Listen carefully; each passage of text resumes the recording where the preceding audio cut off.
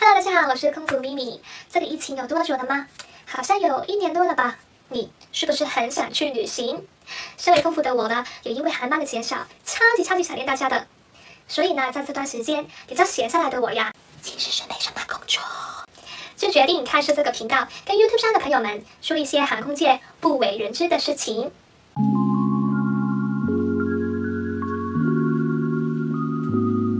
其实也没有什么秘密啦，只是因为一直以来搭飞机好像是一件很普遍的事情，谁不懂得搭飞机啊？但实际上我遇到过不少的乘客，他们其实是不懂得飞机上的一些规矩或者是潜规则，导致产生一些不太愉快的经历。我觉得一些航空小 tips 是可以分享给更多的人知道的，方便作为乘客的你知道我们一般在忙什么。而且对一些不经常搭飞机的人来说，也可以初步的了解到在飞机上什么可以做，什么不可以做。那我们就由浅入深吧。今天就先来看一下搭飞机超低能教程。对一些搭飞机常客来说，今天这个教程可能是超级简单、超级低能的。但是为了避免有些人可能不知道，那我就作为乘客的角度出发，说一遍整个飞行旅程你会遇到什么事情呢？话不多说，那我们就从登机开始吧。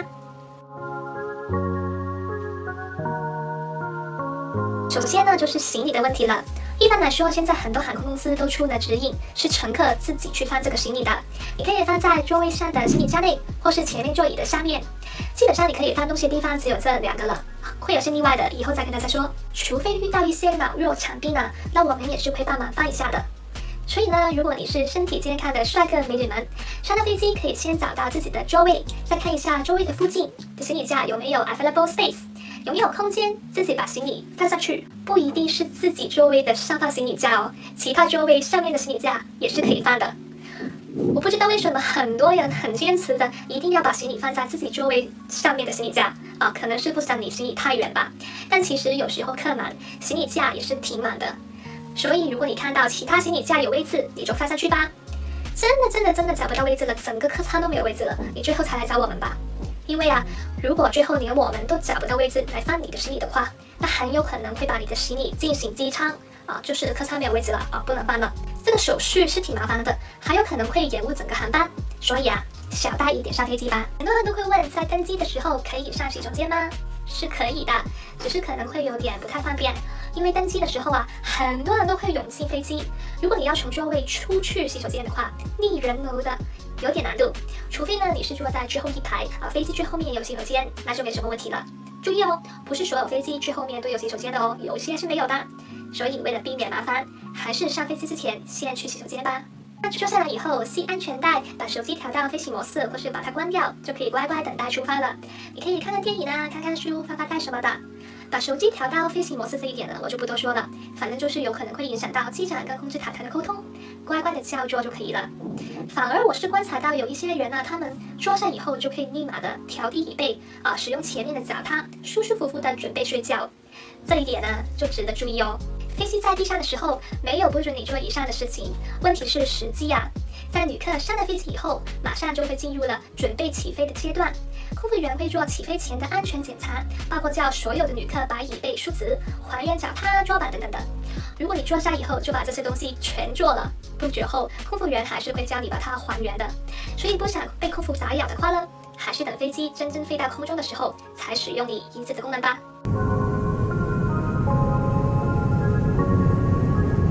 说了这么久，飞机终于要起飞啦。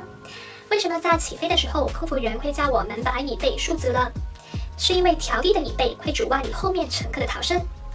飞机啊是特别容易在起飞跟降落的时候发生意外的。万一在这个时候你却把椅背调低了的话，你后面的乘客很有可能因为这样出不去的。那脚踏、桌板也是同样的道理，意外发生的时候很有可能会阻碍你或是你身边的人逃生的。所以啊，在起飞降落的时候，还是把椅背、脚踏、桌板都收好吧。一般空服员也会做出广播，告诉你什么时候可以使用这些东西，你留意广播就好了。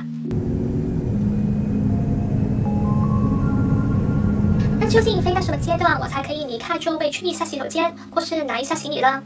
答案是在安全带灯号熄灭掉的时候。这个时候啊，很多乘客都会蠢蠢欲动的想要离开座位。在这里呢，我有一个小细节啊，小建议想要告诉大家，就是去洗手间的时机。这不是一个规定来的，作为专柜的乘客，您当然是可以在任何安全的时候去洗手间的，我没有要阻止你的意思啊，只是你有没有遇到过一种挺尴尬的情况，就是你想去洗手间的时候，空服员就推着餐车出来了，可是你去完了洗手间想回到座位的时候，却被路上的餐车给挡住了。我是遇到过很多这样子的情况，一般来说，空服员都会把餐车推出来，让你先通过。但是我是觉得，这样子把餐车推来推去的，其实也是有一点危险的。很有可能会撞到人，或是派餐的进程也会变慢。所以我就想跟大家分析一下空服派餐的时机，看可不可以让大家避免了这种尴尬。一般来说，在安全带灯号熄灭以后呢，空服就会马上的准备派餐的东西。这里呢有一小段的时间可以让你去一下洗手间，快去快回哦，因为可能下一刻空服就会出来派餐的。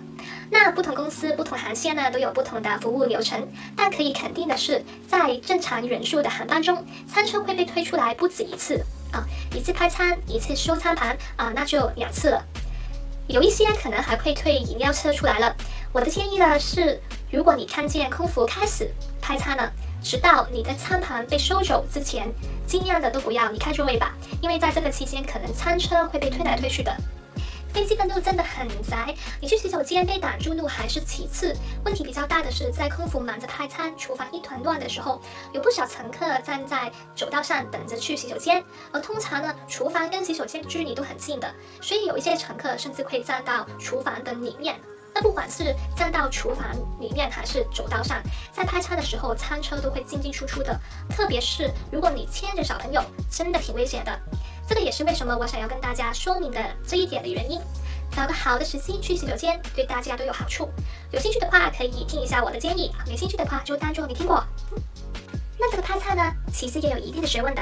通常来说，空服都会把餐车拉到客舱的前排开始派起。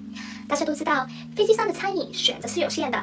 如果某个餐在前面已经派完了，后面的就没得选择了。如果想要早一点吃得到东西，而且还有的选择吃什么的话，那就选择前一点的位置吧。不过也是有例外的，座舱长会视乎不同的情况，可能是旅客的人数、座位的分布等等，决定派餐的方式。有时候我也试过从后面开始派起的，所以是不是一定从前面开始派起了？其实说不定，我只能说大部分的时间都是啦。而空服呢，也会尽可能的希望可以平均餐饮的选择。要是到了最后派到你的时候没有选择了，在这里跟大家说一声对不起我们已经尽力了。那说到食物，不知道大家会不会在登机前上网查一下你要搭的航班提供什么食物呢？如果你不喜欢他当天提供的食物，或是有食物敏感的话，就要在订票的时候提早预订特别餐。我是挺不明白，有一些客人上到飞机才说他不吃我们提供的正常餐，问有没有别的食物。我想说你是前1分钟才买票搭这个班机的吗？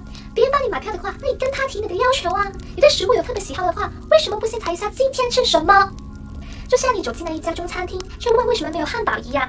飞机餐不外乎就是牛猪鸡你要吃鱼的话，你可以订个海鲜餐你问我有没有别的食物，我也编不出来你为难我有什么用呢？其实特别餐是可以优先派发的，如果大家对饮食是有要求的话，很欢迎大家事先预订哦。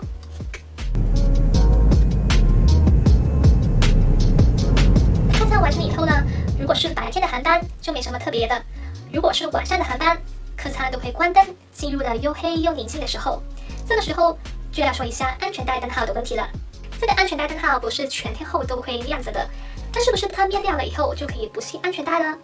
我只能说航空公司的标准是，无论安全带灯号是不是亮着，所有你在座位上的时候都建议大家系上安全带。在旅途中有可能会遇到一些不稳定的气流，大的时候会把整个人给抛起来，真的我遇过。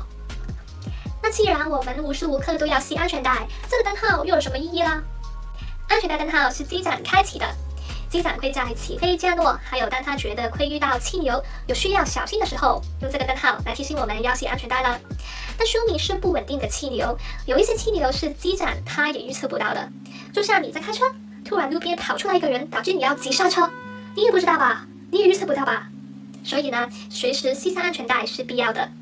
而在这个灯号亮着的时候，更是一定要系安全带的。那经过了登机、起飞、派餐中间的空闲时间，然后可能还有第二餐等等，就到了降落前的最后准备了。这个时候呢，空服可能会协助广播，告诉大家机上服务即将终止，所以要去洗手间的话就快去，想多杯饮料的话就快要吧，而且可以把拿得出来的行李都收好。空服会检查一遍飞机上的东西有没有放好。如果你听到机长广播说了一句 Cabin crew, prepare for landing， 那是大家要做好的最后时机啦。这个时候就乖乖的把椅子、桌板、脚踏还原到原来的位置，把安全带扣好，我们马上就要降落啦。当飞机已经安全降落在跑道上滑行的时候，千万不要急着站起来哦。就算飞机停了下来，也有可能是因为前面还有其他的飞机，它在等待道路清空以后，还是会继续滑行的。飞机到了指定位置之后，空服还要先开门跟地勤交接，所以一天安全带灯泡没有熄灭，就一天不可以站起来哦，站得起来你也出不去。最后离开的时候，记住要带齐随身行李，看一下桌椅的背带、椅子、地上有没有遗漏东西。走的时候可以跟空服说声拜拜，开开心心的离开飞机啦。那这个空姐告诉你坐飞机的潜规则是这个频道第一集影片，我会跟你说一些可能没有白纸黑字写出来的潜规则，或是有写出来但一般没有人看或是没有人注意到的事情。希望可以透过我的影片达到了所谓的揭秘，满足大家的好奇心以外了，还可以做到一个教育的作用。只要更多的人知道一些搭飞机的小常识，也就不会有一些人不小心做了一些没有尝试的事情。空服也会少一点烦恼，工作的时候心情好了，才能为大家提供更好的服务。有什么题材想我以后说的话，也可以在下面留言告诉我哦。如果大家喜欢我的影片，请订阅我的频道，开启小铃铛接收我频道最新的通知，还要赞好我的影片分享出去哦。那我们下一集再见吧。要是没有人看的话，我就不做下一集了。